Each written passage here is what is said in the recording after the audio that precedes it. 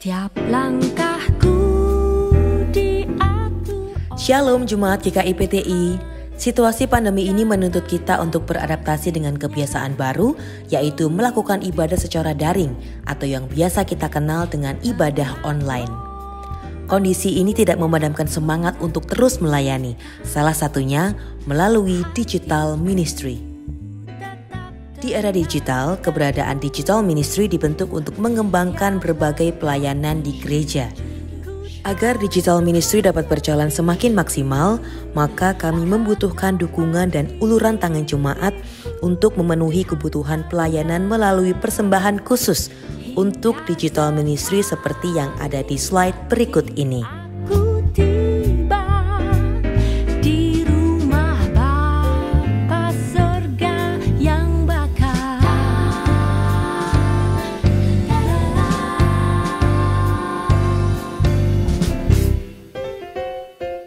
Di dalam Besar harapan kami hal ini dapat diterima dengan baik.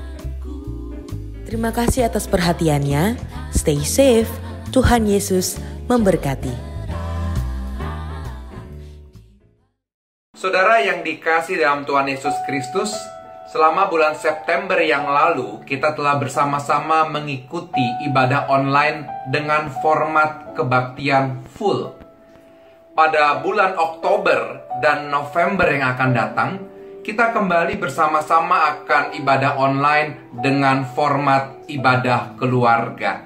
Nanti saat kita masuk dalam rangkaian Minggu Advent dan Natal, maka kita akan kembali mengikuti ibadah online dengan format ibadah full. Kenapa ini dilakukan? Tentu agar kita boleh bisa menikmati beragam ibadah online, supaya kita dapat semakin hidup dan boleh menghayati peribadahan kita. Oleh karena itu, mari kita kembali memasuki ibadah keluarga kita. Mari kita siapkan hati kita. Mari kita bersama-sama dengan keluarga datang ke hadirat Tuhan, memuji namanya, mendengarkan firman Tuhan, berdoa bersama, sehingga kita boleh bertumbuh di dalam iman di tengah-tengah keluarga. Selamat menikmati ibadah keluarga di tengah-tengah keluarga kita masing-masing. Tuhan memberkati.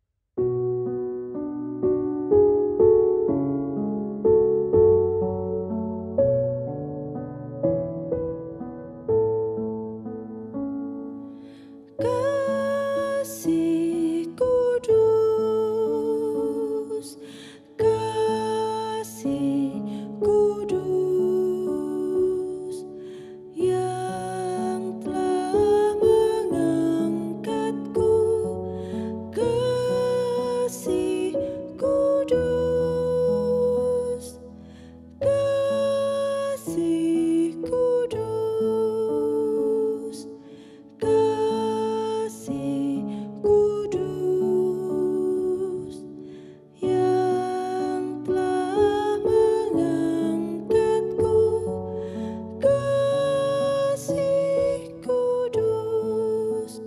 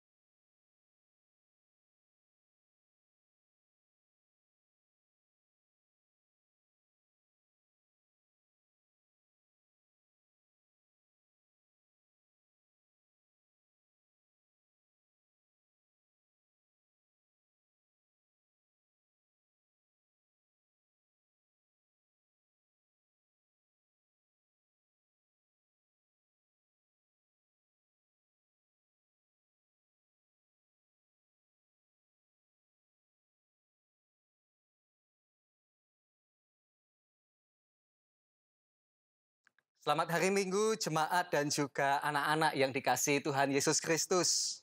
Tema ibadah kita saat ini adalah gereja sebagai kebun anggur Allah. Nah, untuk anak-anak di rumah, kira-kira apa ya yang paling diharapkan dari sebuah tanaman pohon begitu, misalnya saja tanaman anggur pada sebuah kebun? Apakah akarnya?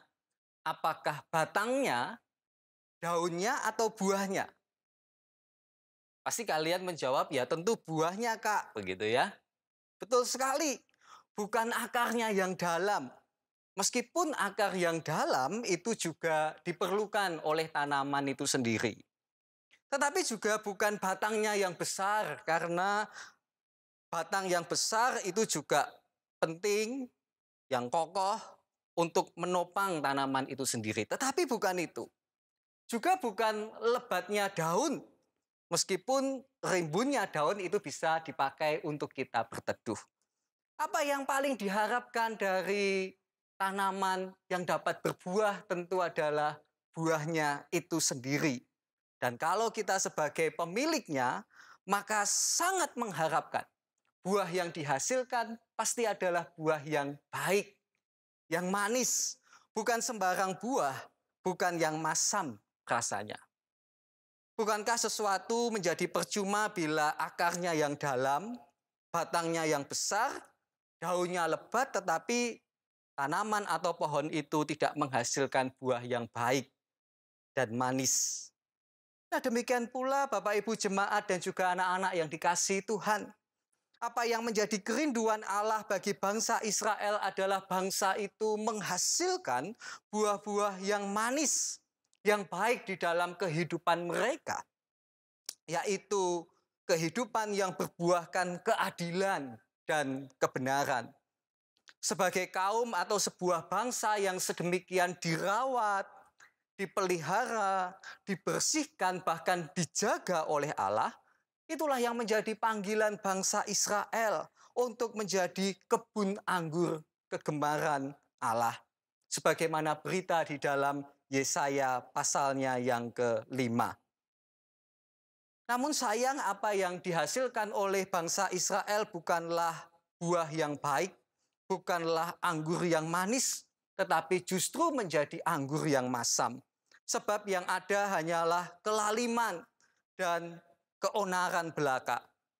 Padahal Allah menyebut bangsa itu sebagai kekasih, yang artinya ada keintiman, ada kedekatan sebenarnya antara hubungan Allah dan juga Israel. Bahkan Yesaya 5 juga menyebutkan semua hal yang baik, yang oke, itu sudah dilakukan dan diberikan oleh Allah kepada bangsa Israel.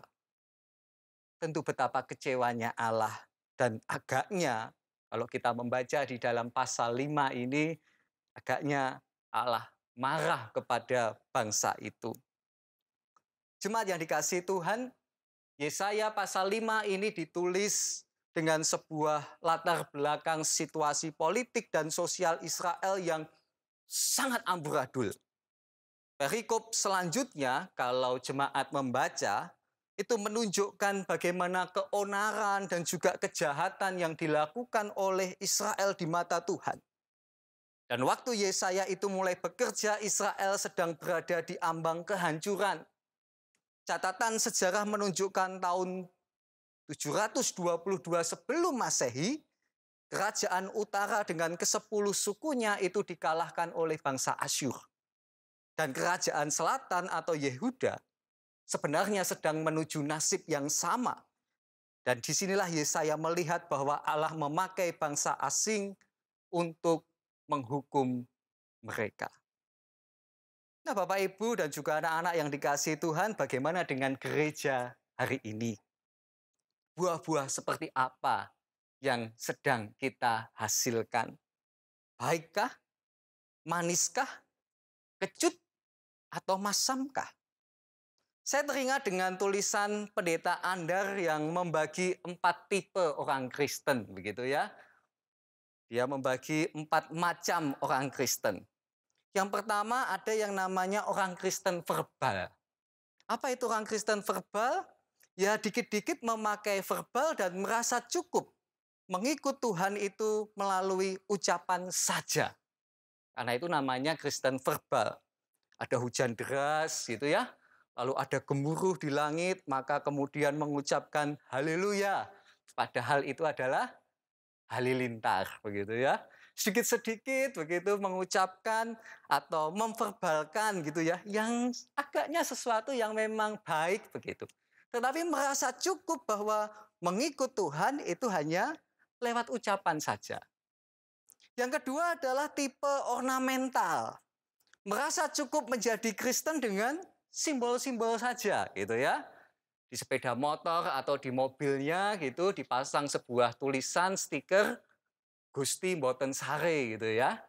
Tetapi lampu sennya ke kanan, beloknya ke kiri gitu ya.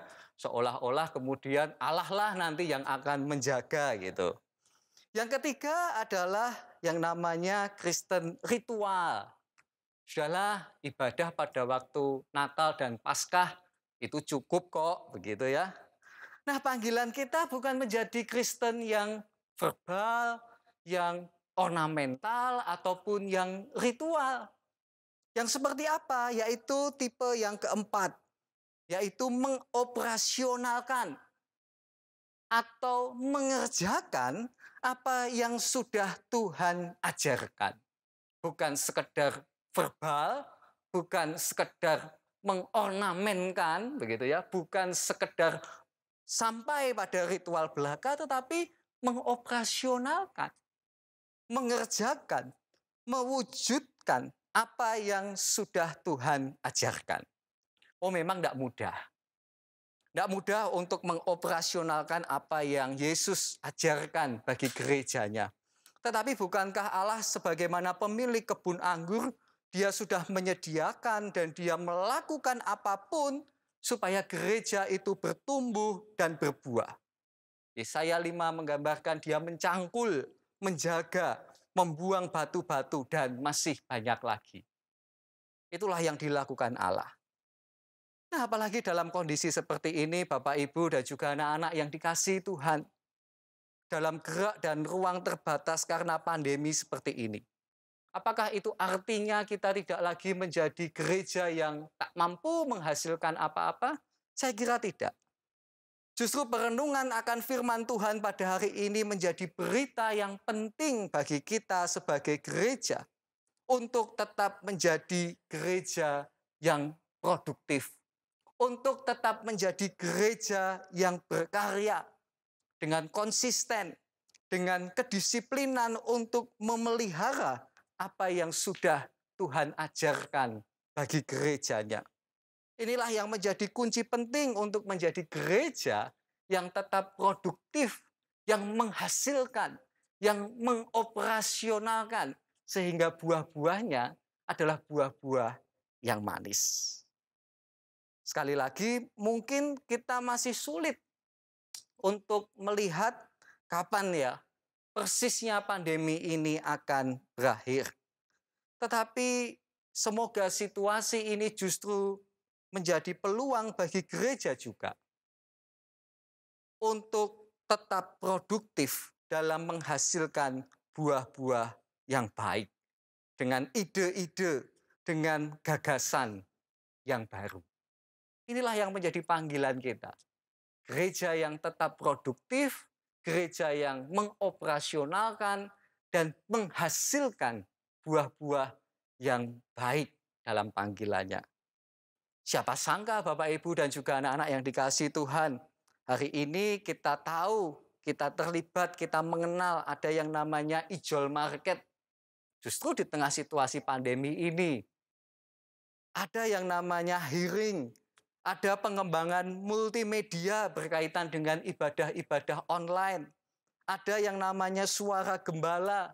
Dan masih banyak lagi gagasan dan juga karya-karya yang baru yang bermunculan, yang dihasilkan justru di tengah-tengah situasi pandemi seperti sekarang ini.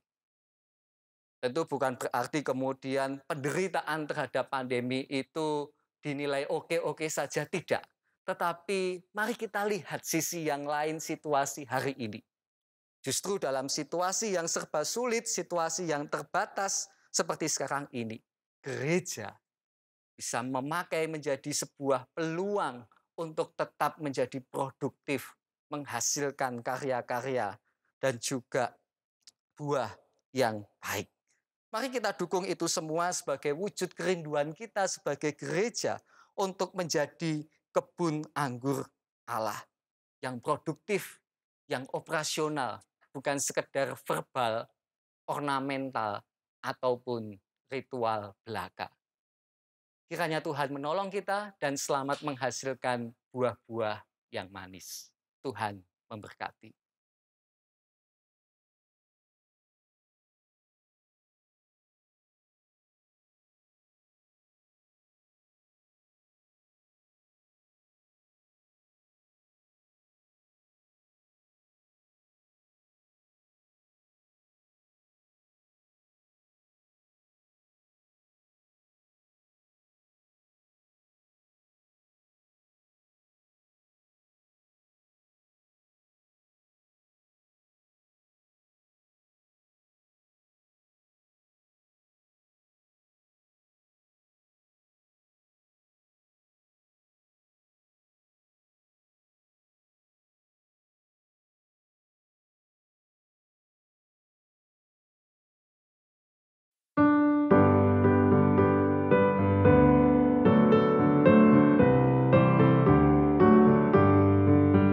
Kuasamu dan namamu lah hendak kami sabar, dan karena itu ya Tuhan kami takkan gentar, bagaikan padi segenggam mestilah mati dipendam supaya tumbuh dan segar di panas surya memakan berbuahlah tuayan pun basah.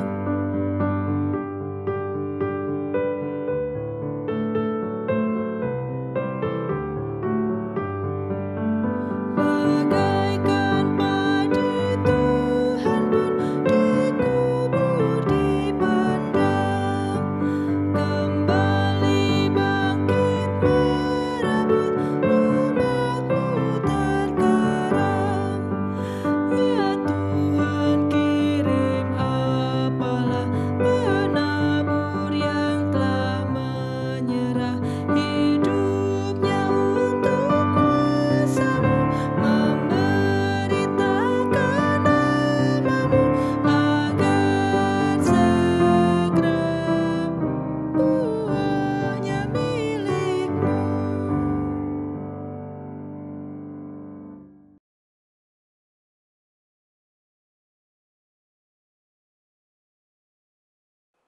Jemaat yang dikasihi Tuhan dan juga anak-anak, mari bersama kita menerima berkat dari Tuhan.